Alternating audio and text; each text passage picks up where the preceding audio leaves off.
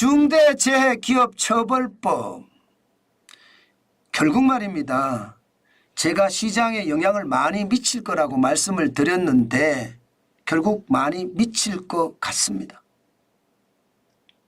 지금 시장에서는요, 내가 사장하다 감옥 가니 나 사장 안 할래 이렇게 이야기하는 사람들이 굉장히 많아졌어요. 왜 그렇게 많아졌느냐? 여러분 이 지표를 한번 보세요. 2022년 1월 27일에서 2024년 4월 8일까지거든요. 중대재해기업처벌법이 첫 시행이 될 때가 2022년 1월 27일이었습니다. 그때 이후로 말입니다. 1심 판결 건수는 15건이었습니다.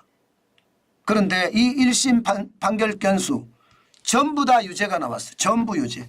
15건 모두 말입니다. 13건은 집행유예가 나왔고요.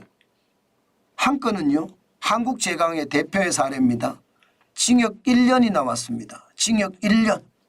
참나 충격적이지 않으세요? 징역 2년이 나온 데도 있습니다. 지금 자동차 부품사 대표는요.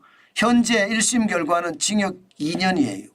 물론 이게 최종심까지 가면 또 달라질 수도 있겠지만 한국제강 대표는 최종심까지 가서 징역 1년이에요. 이게 여러분 근로자가 사망사고를 당하면 이게 문제가 항상 생기거든요. 안전사고가 나도 문제지만 사망사고가 나면 충격적이라는 뜻이에요. 게다가 말입니다. 대표가 적어도 말입니다. 이 재판을 하려고 그러면 1심, 2심, 3심까지 가려고 그러면 거의 말입니다. 2년, 3년 가야 돼요. 그러면 2년, 3년 동안 기업은 엉망이 된다는 뜻입니다. 맨날 재판 받으러 다녀야 되고요. 재판 끝나고 나면 또 감옥살이를 해야 된다는 거니까 이게 여러분 사장하고 싶겠습니까? 아니 오너조차도 말입니다. 오너조차도 나 사장 안 할래 지금 이렇게 나온다는 겁니다. 물론 저는 이게 예견된 일이라고 생각했습니다. 여러분에게도 말씀을 드렸어요. 중대재해기업처벌법 자체가 말입니다. 이게 5인 이상 사업장에 다 적용이 되거든요. 무조건 말입니다. 사망사고가 나거나 혹은 다치거나 질병에 걸린다면요. 그에 준하는 사업주나 경영책임자를 처벌하는 법이 중대재해기업처벌법입니다. 형량이 문제죠. 형량이 1년 이상 징역입니다.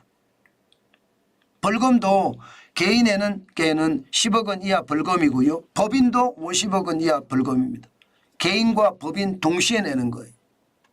망해라는 뜻이죠. 망해라는 뜻. 사장이 중소기업에서 1년 동안 자리를 빈다고 생각을 해보세요. 망하라는 뜻입니다. 게다가 다치거나 질병에 걸릴 경우에도 형벌은 7년 이하의 징역이고요. 벌금은 1억 원 이하의 벌금입니다. 엄청나죠. 엄청납니다. 그러니까 요즘 젊은이들 청년 실업자가 많이 난다 이렇게 이야기하는 것도 어쩌면 말입니다. 뭐 중소기업에 안 가려고 하는 것도 있겠지만요. 간다고 하더라도요. 이게 건강검진이나 이게 까다롭다는 뜻이에요. 옛날처럼 말입니다. 일하고 싶다고 하면 그냥 일하는 시대가 아니라 혹시라도 안전사고가 날지 혹은 질병에 걸릴지 혹은 다칠지 반드시 생각을 해야 되거든요. 그렇기 때문에 오히려 청년 실업률을 더 저는 높이는 그런 요인이다 이렇게도 생각을 합니다. 문제는 여기서 끝나지 않습니다. 지금은 이제 5인 이상 전사업장으로 확장했잖아요. 그런데 이게 잘 봐야 돼요. 2024년 1월 27일부터 5인 이상 전사업장으로 확장이 됐는데 이게 말입니다. 1시간이라도 일한 근로자가 하루 5명이 넘으면 이 법이 적용이 됩니다. 1시간이라도. 이게 문제죠. 무조건 5명 이상이면 됩니다. 이게 정규직 5명, 알바는 안 들어간다가 아닙니다. 1시간이라도 일하면 하루에 5명이 넘으면 법 적용이 무조건 된다는 거예요. 참 충격적이지 않으세요? 저는 이게 앞으로 우리 기업에게는 엄청난 위협이 된다. 저는 그렇게 생각합니다. 사실 너무 징벌적이잖아요. 이게 여러분 도둑질한 사람을 다 사형시킨다. 법이야 맞는 이야기입니다.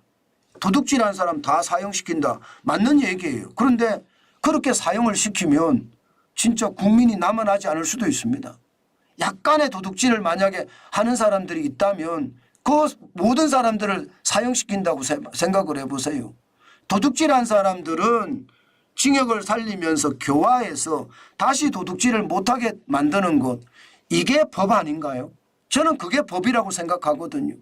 그런데 도둑질한 사람 사형시키는 것과 마찬가지로 기업하다가 안전사고로 직원이 사망하게 됐는데 내가 1년 이상의 징역 또는 5억 원 이하의 벌금, 10억 원 이하의 벌금인가요? 10억 원 이하의 벌금, 법인에는 50억 원 이하의 벌금, 이렇게 두들겨 맞으면 이게 여러분 기업이 버텨낼 수 있을까요? 못 버텨냅니다. 게다가 더 심각한 것은요.